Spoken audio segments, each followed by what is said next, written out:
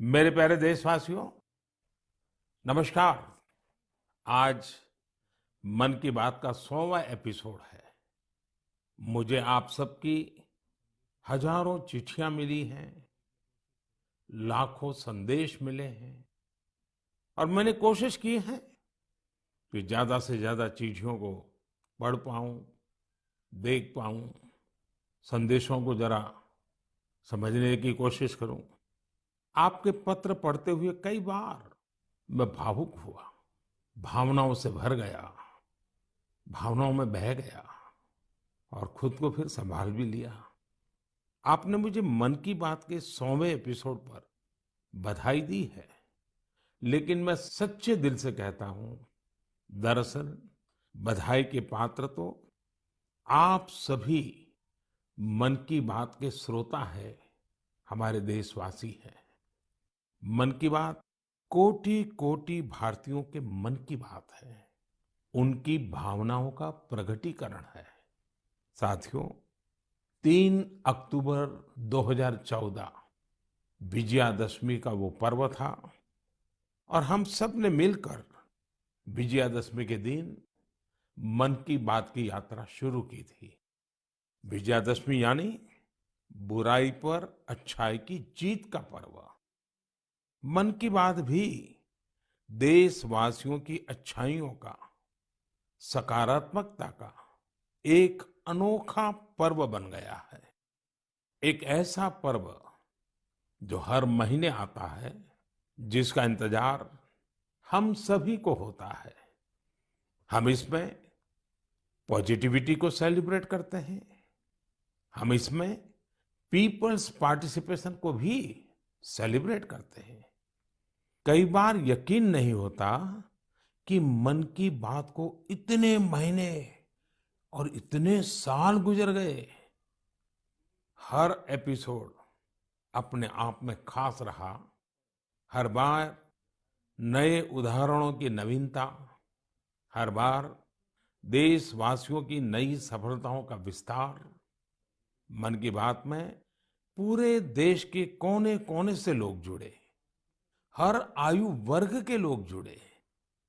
बेटी बचाओ बेटी पढ़ाओ की बात हो, स्वच्छ भारत आंदोलन हो, खादी के प्रति प्रेम हो या प्रकृति की बात, आजादी का अमृत महोत्सव हो या फिर अमृत सरोवर की बात। मन की बात जिस विषय से जुड़ा वो जन आंदोलन बन गया और आप लोगों ने बना दिया।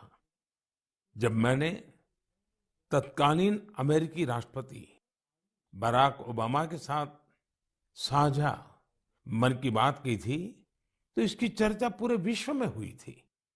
साथियों, मन की बात मेरे लिए तो दूसरों के गुणों की पूजा करने की तरह ही रहा है। मेरे एक मार्गदर्शक थे, श्री लक्ष्मण राव जी इनामदार।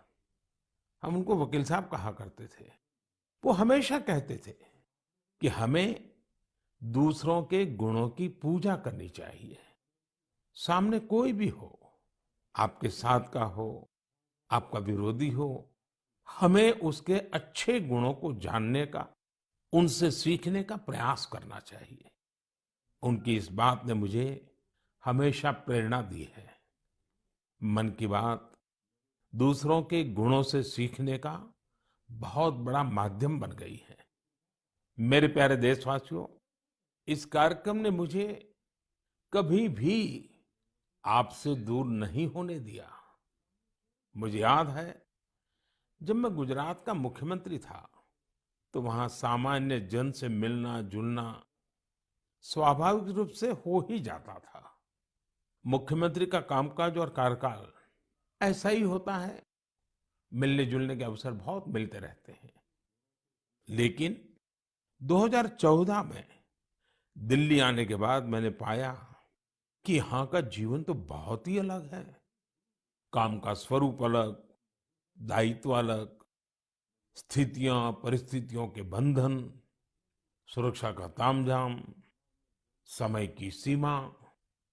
शुरुआती दिनों में कुछ अलग महसूस करता था, खाली खाली सा महसूस करता था। पचासों साल पहले मैंने अपना घर इसलिए नहीं छोड़ा था कि एक दिन अपने ही देश के लोगों से संपर्क ही मुश्किल हो जाएगा। जो देशवासी मेरा सब कुछ है, मैं उनसे ही कट करके जी नहीं सकता था। मन की बात ने मुझे इस चुनौती का समाधान दिया, सामान्य मानवी से जुड़ने का रास्ता दिया। पदभार और प्रोटोकॉल व्यवस्था तक ही सीमित रहा और जनभाव कोटि कोटि जनों के साथ मेरे भाव विश्व का अटूट अंग बन गया। हर महीने मैं देश के लोगों के हजारों संदेशों को पढ़ता हूँ। हर महीने में देशवासियों के एक से एक अद्भुत स्वरूप के दर्शन करता हूँ। मैं देशवासियों के तप त्याग की पराकाष्ठा को देखता हूँ, महसूस करता हूँ। मुझे लगता ही नहीं है कि मैं आपसे थोड़ा भी दूर हूँ। मेरे लिए मन की बात ये एक कार्यक्रम नहीं है। मेरे लिए एक आस्था, पूजा, व्रत है। जैसे लोग ईश्वर की पूजा करने जाते हैं तो प्रसाद की थाल लाते हैं, मेरे लिए मन की बात ईश्वर रूपी जनता जनार्दन के चरणों में प्रसाद की थाल की तरह है। मन की बात मेरे मन की आध्यात्मिक यात्रा बन गया है। मन की बात स्व से समष्टि की यात्रा है। मन की बात अहम से वयम की यात्रा है। यह तो मैं नहीं तू ही इसकी संस्कार साधना है। आप कल्पना करिए, मेरा कोई देशवासी 40-40 साल से निर्जन पहाड़ी और बंजर जमीन पर पेड़ लगा रहा है। कितने ही लोग 30-30 साल से जल संरक्षण के लिए बावड़ियां और तालाब बना रहे हैं, उसकी साफ सफाई कर रहे हैं। कोई 25-30 साल से निर्धन बच्चों को पढ़ा रहा है। कोई गरीबों की इलाज में मदद कर रहा है। कितनी ही बार मन की बात में इनका जिक्र करते हुए मैं भावुक हो गया हूं। आकाशवाणी के साथियों को कितनी ही बार इसे फिर से रिकॉर्ड करना पड़ा है। आज पिछला कितना ही कुछ आंखों के सामने आए जा रहा है। देशवासियों के इन प्रयासों ने मुझे लगातार खुद को खपाने की प्रेरणा दी है। साथियों, मन की बात में जिन लोगों का हम जिक्र करते हैं, वे सब हमारे हीरोज हैं, जिन्होंने इस कार्यक्रम को जीवंत बनाया है।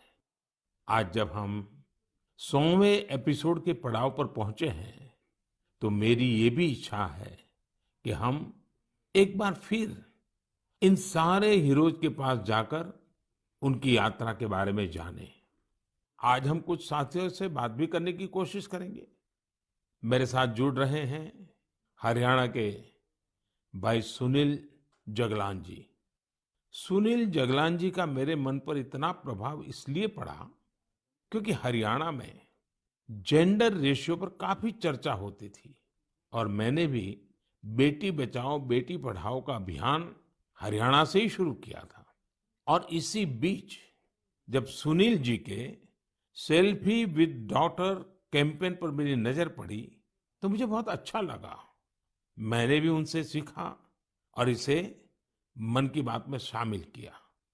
देखते ही देखते सेल्फी विद डॉटर एक ग्लोबल कैंपेन में बदल गया और इसमें मुद्दा सेल्फी नहीं थी, टेक्नोलॉजी नहीं थी। इसमें डॉटर को, बेटी को प्रमुखता दी गई थी। जीवन में बेटी का स्थान कितना बड़ा होता है, इस अभियान से यह भी प्रकट हुआ। ऐसे ही अनेकों प्रयासों का परिणाम है कि आज हरियाणा में जेंडर रेशियो में सुधार आया है। आइए आज सुनील जी से ही कुछ गप मार लेते हैं। नमस्कार सुनील जी। नमस्कार सर। मेरी खुशी बहुत बढ़ गई है सर आपकी आवाज सुनकर। Sunil ji, selfie with daughter हर किसी को याद है। अब जब इसकी फिर चर्चा हो रही है तो आपको कैसा लग रहा है? प्रधानमंत्री जी, ये असल में आपने जो हमारे प्रदेश हरियाणा से पानीपत की चौथी लड़ाई बेटियों के चेहरे पे मुस्कुराहट लाने के लिए शुरू की थी, जिसे आपके नेतृत्व में पूरे देश ने जीतने की कोशिश की है, तो वाकई ये मेरे लिए और हर बेटी के पिता और बेटियों को चाहने वालों के लिए बहुत बड़ी बात है। सुनील जी, अब आपकी बिटिया कैसी है? आजकल क्या कर रही है? जी, मेरी बेटियां नंदनी और याचिका है। एक 7th क्लास में पढ़ रही है, एक 4th क्लास में पढ़ रही है और आपकी बड़ी प्रशंसक हैं। आपकी उन्होंने आपके लिए थैंक यू प्राइम मिनिस्टर करके अपनी क्लासमेट्स जो हैं लेटर भी लिखवाए थे असल में। वाह वाह वाह वाह अच्छा, बिटिया को आप मेरा और मन की बात के श्रोताओं का खूब सारा आशीर्वाद दीजिए। बहुत बहुत शुक्रिया जी, आपकी वजह से देश की बेटियों के चेहरे पे लगातार मुस्कान बढ़ रही है। बहुत बहुत धन्यवाद सुनील जी। जी शुक्रिया। साथियों, मुझे इस बात का बहुत संतोष है कि मन की बात में हमने देश की नारी शक्ति की सैकड़ों प्रेरणादायी गाथाओं का जिक्र किया है। चाहे हमारी सेना हो या फिर खेल जगत हो, मैंने जब भी महिलाओं की उपलब्धियों पर बात की है उसकी खूब प्रशंसा हुई है। जैसे हमने छत्तीसगढ़ के देउर गांव की महिलाओं की चर्चा की थी। ये महिलाएं स्वयं सहायता समूहों के जरिए गांव के चौराहों, सड़कों और मंदिरों की सफाई के लिए अभियान चलाती हैं। ऐसे ही तमिलनाडु की वो आदिवासी महिलाएं जिन्होंने हजारों इको फ्रेंडली टेराकोटा कप्स निर्यात किए, उनसे भी देश ने खूब प्रेरणा ली। तमिलनाडु में ही 20,000 महिलाओं ने साथ आकर वेल्लोर में नाग नदी को पुनर्जीवित किया था। ऐसे कितने ही अभियानों को हमारी नारी शक्ति ने नेतृत्व दिया है और मन की बात उनके प्रयासों को सामने लाने का मंच बना है। साथियों, अब हमारे साथ फोन लाइन पर एक और सज्जन मौजूद है। इनका नाम है मंजूर अहमद। मन की बात में जम्मू कश्मीर की पेंसिल स्लेट्स के बारे में बताते हुए मंजूर अहमद जी का जिक्र हुआ था। मंजूर जी, कैसे हैं आप? थैंक यू सर, बड़े अच्छे से है सर। मन की बात के इस 100वें एपिसोड में आपसे बात करके मुझे बहुत अच्छा लग रहा है। Thank you sir. अच्छा, ये पेंसिल स्लेट्स वाला काम कैसा चल रहा है? बहुत अच्छे से चल रहे हैं सर, बहुत अच्छे से। जब से सर आपने हमारी बात मन की बात में कही सर, तब से बहुत काम बढ़ गया सर। और दूसरों को भी रोजगार यहाँ बहुत बड़ा है इस काम में। कितने लोगों को अब रोजगार मिलता होगा? अभी मेरे पास 200 प्लस है। अरे वाह मुझे बहुत खुशी हुई। जी सर, जी सर। अभी 1-2 महीने में अभी मैं इसको एक्सपांड कर रहा हूँ कि और 200 लोगों को रोजगार बढ़ जाएगा सर। वाह वाह वाह। देखिए मंजूर जी, जी सर। मुझे बराबर याद है और उस दिन आपने मुझे कहा था कि ये एक ऐसा काम है जिसकी न कोई पहचान है, न स्वयं की पहचान है, और आपको बड़ी पीड़ा भी थी और इस वजह से आपको काफी बड़ी मुश्किलें होती थी, वो भी आप कह रहे थे। लेकिन अब तो पहचान भी बन गई और 200 से ज्यादा लोगों को रोजगार दे रहे हैं जी सर, जी सर। और नया एक्सपांशन करके और 200 लोगों को रोजगार दे रहे हैं। ये तो बहुत खुशी की खबर दी आपने। एवं सर, यहाँ पे जो फार्मर है सर, उनका भी बहुत बड़ा इसमें फायदा मिला सर। तब से हाँ हाँ। 2000 का ट्री बेचते थे, अभी वही ट्री 5000 तक पहुंच गया सर। इतनी डिमांड बढ़ गई सर इसमें तब से। और अपनी पहचान भी बन गई। इसमें बहुत से आर्डर है अपने पास सर। अभी मैं आगे 1-2 महीने में और एक्सपेंड करके और 200-250 2-4 गाँव में जितने भी लड़के लड़की हैं इसमें एडजस्ट हो सकता है, उनका भी रोजी रोटी चल सकता है सर। देखिए मंजूर जी, वोकल फॉर लोकल की ताकत कितनी जबरदस्त है, आपने धरती पर उतार के दिखा दिया है। जी सर, जी सर। मेरी तरफ से आपको और गांव के सभी किसानों को और आपके साथ काम कर रहे हैं सभी साथियों को भी मेरी तरफ से बहुत बहुत शुभकामनाएं। धन्यवाद भैया। धन्यवाद सर। साथियों, हमारे देश में ऐसे कितने ही प्रतिभाशाली लोग हैं जो अपनी मेहनत के बलबूते ही सफलता के शिखर तक पहुंचे हैं। मुझे याद है विशाखापट्टनम के वेंकट मुरली प्रसाद जी ने एक आत्मनिर्भर भारत चार्ट शेयर किया था। उन्होंने बताया था कि वो कैसे ज्यादा से ज्यादा भारतीय प्रोडक्ट्स ही इस्तेमाल करेंगे। जब बेतिया के प्रमोद जी ने एलईडी बल्ब बनाने की छोटी यूनिट लगाई, या गढ़मुक्तेश्वर के संतोष जी ने मैट्स बनाने का काम किया, मन की बात ही उनके उत्पादों को सबके सामने लाने का माध्यम बना। हमने मेक इन इंडिया के अनेक उदाहरणों से लेकर स्पेस स्टार्टअप्स तक की चर्चा मन की बात में की है। साथियों, आपको याद होगा, कुछ एपिसोड पहले मैंने मणिपुर की बहन विजय शांति देवी जी का भी जिक्र किया था। विजय शांति जी कमल के रेशों से कपड़े बनाती हैं। मन की बात में उनके इस अनोखे इको फ्रेंडली आइडिया की बात हुई तो उनका काम और पॉपुलर हो गया। आज विजय शांति जी फोन पर हमारे साथ हैं। नमस्ते Vijay Shanti ji, how are you? Sir, I am fine. And how is your work going on? Sir, still working along with my 30 women. In such a short period you have reached 30% team. Yes, sir. This year also more expand with 100 women in my area. So your target is 100 women. Yeah, 100 women. And now people are familiar with this lotus stem fiber.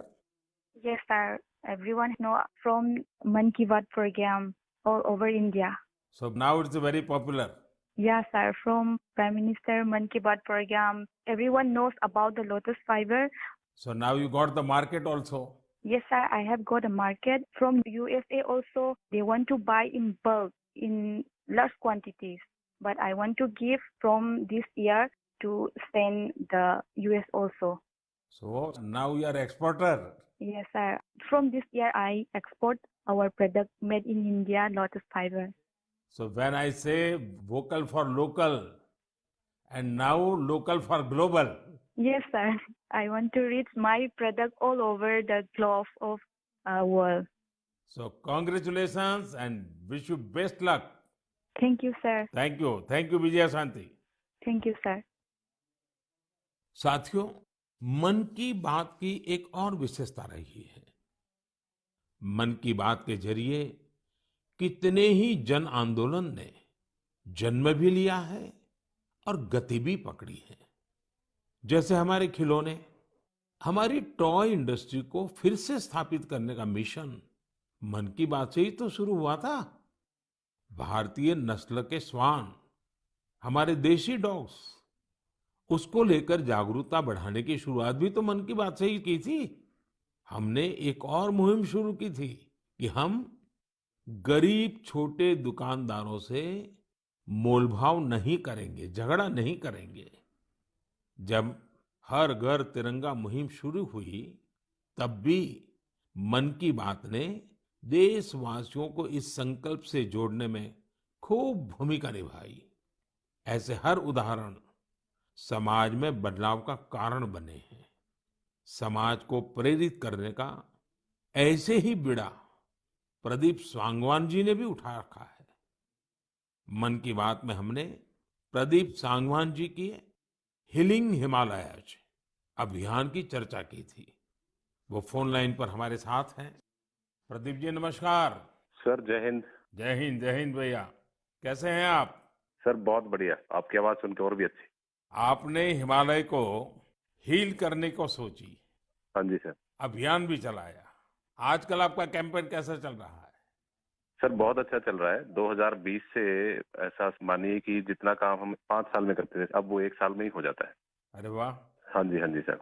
शुरुआत बहुत nervous हुई थी, बहुत डर था इस बात को लेके कि जिंदगी भर ये कर पाएंगे नहीं कर पाएंगे, पर थोड़ा सपोर्ट मिला और 2020 तक हम बहुत स्ट्रगल भी कर रहे थे। ऑनेस्टली लोग बहुत कम जुड़ रहे थे, बहुत सारे ऐसे लोग थे जो कि सपोर्ट नहीं कर पा रहे थे, हमारी मुहिम को इतना तवज्जो भी नहीं दे रहे थे। बट 2020 के बाद जब मन की बात में जिक्र हुआ, उसके बाद बहुत सारी चीजें बदल गई। मतलब पहले हम साल में 6-7 क्लीनिंग ड्राइव कर पाते थे, 10 क्लीनिंग ड्राइव कर पाते थे। आज की डेट में हम डेली बेसिस पे 5 टन कचरा इकट्ठा करते हैं अलग अलग लोकेशन से। अरे वाह।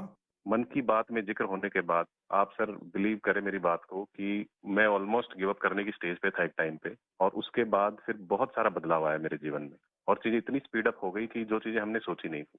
सो आई एम रियली थैंकफुल कि पता नहीं कैसे हमारे जैसे लोगों को आप ढूंढ लेते हैं, कौन इतनी दूर दराज एरिया में काम करता है, हिमालय के क्षेत्र में जाके बैठ के हम काम कर रहे हैं, सॉल्टिट्यूड पे काम कर रहे हैं, वहां पे आपने ढूंढा हमें, हमारे काम को दुनिया के सामने लेके आए। तो मेरे लिए बहुत इमोशनल मोमेंट था तब भी और आज भी कि मैं हमारे देश के जो प्रथम सेवक हैं उनसे मैं बातचीत कर पा रहा हूँ। मेरे लिए इससे बड़ी सौभाग्य की बात नहीं हो सकती। प्रदीप जी, आप तो हिमालय के चोटियों पर सच्चे अर्थ में साधना कर रहे हैं और मुझे पक्का विश्वास है अब आपका नाम सुनते ही लोगों को याद आ जाता है कि आप कैसे पहाड़ों की स्वच्छता अभियान में जुड़े हैं। हाँ जी सर। और जैसा आपने बताया कि अब तो बहुत बड़ी टीम बनती जा रही है और आप इतनी बड़ी मात्रा में डेली काम कर रहे हैं। हाँ जी सर। और मुझे पूरा विश्वास है कि आपके इन प्रयासों से, उसकी चर्चा से अब तो कितने ही पर्वतारोही स्वच्छता से जुड़े फोटो पोस्ट करने लगे हैं। हाँ जी सर, बहुत।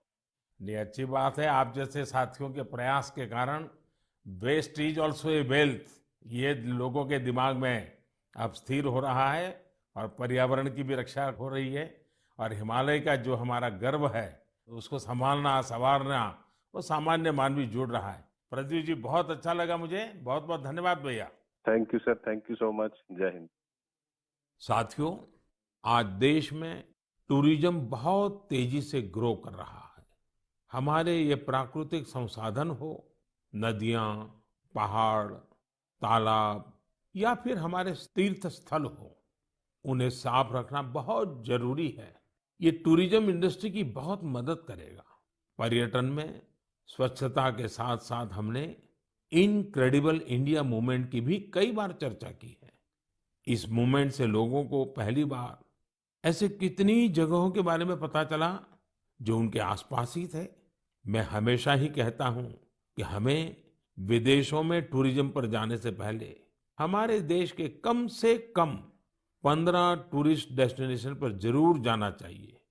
और यह डेस्टिनेशन जिस राज्य में आप रहते हैं वहां के नहीं होने चाहिए, आपके राज्य से बाहर किसी अन्य राज्य के होने चाहिए। ऐसे ही हमने स्वच्छ सियाचिन, सिंगल यूज प्लास्टिक और ई वेस्ट जैसे गंभीर विषयों पर भी लगातार बात की है। आज पूरी दुनिया पर्यावरण के जिस इशू को लेकर इतना परेशान है, उसके समाधान में मन की बात का ये प्रयास बहुत अहम है। साथियों, मन की बात को लेकर मुझे इस बार एक और खास संदेश यूनेस्को की डीजी ऑद्रे ऑजुले का आया है। उन्होंने सभी देशवासियों को 100 एपिसोड के इस शानदार जर्नी के लिए शुभकामनाएं दी हैं। साथ ही उन्होंने कुछ सवाल भी पूछे हैं। आइए पहले यूनेस्को की डीजी के मन की बात सुनते हैं। Namaste, Excellency, dear Prime Minister. On behalf of UNESCO, I thank you for this opportunity to be part of the 100th episode of the Man Ki Baat radio broadcast. UNESCO and India have a long common history. We have very strong partnerships together in all areas of our mandate: education, science, culture, and information. And I would like to take this opportunity today to talk about the importance of education. UNESCO is working with its member states to ensure that everyone in the world has access to quality education by 2030. With the largest population in the world, could you please explain the Indian way to achieving this objective? UNESCO also works to support culture and protect heritage. And India is chairing the G20 this year. World leaders will be coming to Delhi for this event. Excellency, how does India want to put culture and education at the top of the international agenda? I once again thank you for this opportunity and convey my very best wishes through you to the people of India. À bientôt. Merci beaucoup. Thank you, Excellency. I am happy to interact with you in the 100th Man Ki Baat program. I am also happy that you have raised the important issues of education and culture. साथियों, UNESCO की DG ने education और cultural preservation यानी शिक्षा और संस्कृति संरक्षण को लेकर भारत के प्रयासों के बारे में जानना चाहा है। ये दोनों ही विषय मन की बात के पसंदीदा विषय रहे हैं। बात शिक्षा की हो या संस्कृति की, उसके संरक्षण की बात हो या संवर्धन की, भारत की यह प्राचीन परंपरा रही है। इस दिशा में आज देश जो काम कर रहा है वो वाकई बहुत सराहनीय है। नेशनल एजुकेशन पॉलिसी हो या क्षेत्रीय भाषा में पढ़ाई का विकल्प हो, एजुकेशन में टेक्नोलॉजी इंटीग्रेशन हो, आपको ऐसे अनेक प्रयास देखने को मिलेंगे। वर्षों पहले गुजरात में बेहतर शिक्षा देने और ड्रॉप आउट रेट्स को कम करने के लिए गुणोत्सव और शाला प्रवेश उत्सव जैसे कार्यक्रम जन भागीदारी की एक अद्भुत मिसाल बन गए थे। मन की बात में हमने ऐसे कितने ही लोगों के प्रयासों को हाईलाइट किया है जो निस्वार्थ भाव से शिक्षा के लिए काम कर रहे हैं। आपको याद होगा, एक बार हमने ओडिशा में ठेले पर चाय बेचने वाले स्वर्गीय डी प्रकाश राव जी के बारे में चर्चा की थी, जो गरीब बच्चों को पढ़ाने के मिशन में लगे हुए थे। झारखंड के गांवों में डिजिटल लाइब्रेरी चलाने वाले संजय कश्यप जी हो, कोविड के दौरान ई लर्निंग के जरिए कई बच्चों की मदद करने वाली हेमलता एनके जी हो, ऐसे अनेक शिक्षकों के उदाहरण हमने मन की बात में लिए हैं। हमने कल्चरल प्रिजर्वेशन के प्रयासों को भी मन की बात में लगातार जगह दी है। लक्षद्वीप का कुम्मेल ब्रदर्स चैलेंजर्स क्लब हो या कर्नाटका के क्वेमश्री जी कला चेतना जैसे मंच हो, देश के कोने कोने से लोगों ने मुझे चिट्ठी लेकर ऐसे उदाहरण भेजे। हमने उन 3 कॉम्पिटिशन्स को लेकर भी बात की थी जो देशभक्ति पर गीत, लोरी और रंगोली से जुड़े थे। आपको ध्यान होगा, एक बार हमने देश भर के स्टोरी टेलर्स से स्टोरी टेलिंग के माध्यम से शिक्षा की भारतीय विधाओं पर चर्चा की थी। मेरा अटूट विश्वास है कि सामूहिक प्रयास से बड़ा बदलाव लाया जा सकता है। इस साल हम जहां आजादी के अमृतकाल में आगे बढ़ रहे हैं, वहीं G20 की अध्यक्षता भी कर रहे हैं। यह भी एक वजह है कि एजुकेशन के साथ साथ डाइवर्स ग्लोबल कल्चर्स को समृद्ध करने के लिए हमारा संकल्प और मजबूत हुआ है। मेरे प्यारे देशवासियों, हमारे उपनिषदों का एक मंत्र सदियों से हमारे मानस को प्रेरणा देता आया है। चरैवेति चरैवेति चरैवेति, चलते रहो चलते रहो चलते रहो। आज हम इसी चरैवेति चरैवेति की भावना के साथ मन की बात का 100वां एपिसोड पूरा कर रहे हैं। भारत के सामाजिक ताने बाने को मजबूती देने में मन की बात किसी भी माला के धागे की तरह है जो हर मनके को जोड़े रखता है।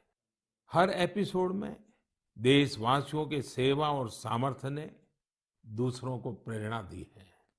इस कार्यक्रम में हर देशवासी दूसरे देशवासी की प्रेरणा बनता है। एक तरह से मन की बात का हर एपिसोड अगले एपिसोड के लिए जमीन तैयार करता है। मन की बात हमेशा सद्भावना, सेवा भावना और कर्तव्य भावना से ही आगे बढ़ा है। आजादी के अमृत काल में यही पॉजिटिविटी देश को आगे ले जाएगी, नई ऊंचाई पर ले जाएगी। और मुझे खुशी है कि मन की बात से जो शुरुआत हुई वो आज देश की नई परंपरा भी बन रही है। एक ऐसी परंपरा जिसमें हमें सबका प्रयास की भावना के दर्शन होते हैं। साथियों, मैं आज आकाशवाणी के साथियों को भी धन्यवाद दूंगा जो बहुत धैर्य के साथ इस पूरे कार्यक्रम को रिकॉर्ड करते हैं। वो ट्रांसलेटर्स जो बहुत ही कम समय में बहुत तेजी के साथ मन की बात का विभिन्न क्षेत्रीय भाषाओं में अनुवाद करते हैं, मैं उनका भी आभारी हूँ। मैं दूरदर्शन के और माय गॉव के साथियों को भी धन्यवाद देता हूँ। देश भर के टीवी चैनल्स, इलेक्ट्रॉनिक मीडिया के लोग जो मन की बात को बिना कॉमर्शियल ब्रेक के दिखाते हैं, उन सभी का मैं आभार व्यक्त करता हूँ। और आखिरी में मैं उनका भी आभार व्यक्त करूंगा जो मन की बात की कमान संभाले हुए हैं, भारत के लोग, भारत में आस्था रखने वाले लोग। ये सब कुछ आपकी प्रेरणा और ताकत से ही संभव हो पाया है। साथियों, वैसे तो मेरे मन में आज इतना कुछ कहने को है कि समय और शब्द दोनों कम पड़ रहे हैं, लेकिन मुझे विश्वास है कि आप सब मेरे भावों को समझेंगे, मेरी भावनाओं को समझेंगे। आपके परिवार के ही एक सदस्य के रूप में मन की बात के सहारे आपके बीच में रहा हूं, आपके बीच में रहूंगा। अगले महीने हम एक बार फिर मिलेंगे, फिर से नए विषयों और नई जानकारियों के साथ देशवासियों की सफलताओं को सेलिब्रेट करेंगे। तब तक के लिए मुझे विदा दीजिए और अपना और अपनों का खूब ख्याल रखिए। बहुत बहुत धन्यवाद। नमस्कार।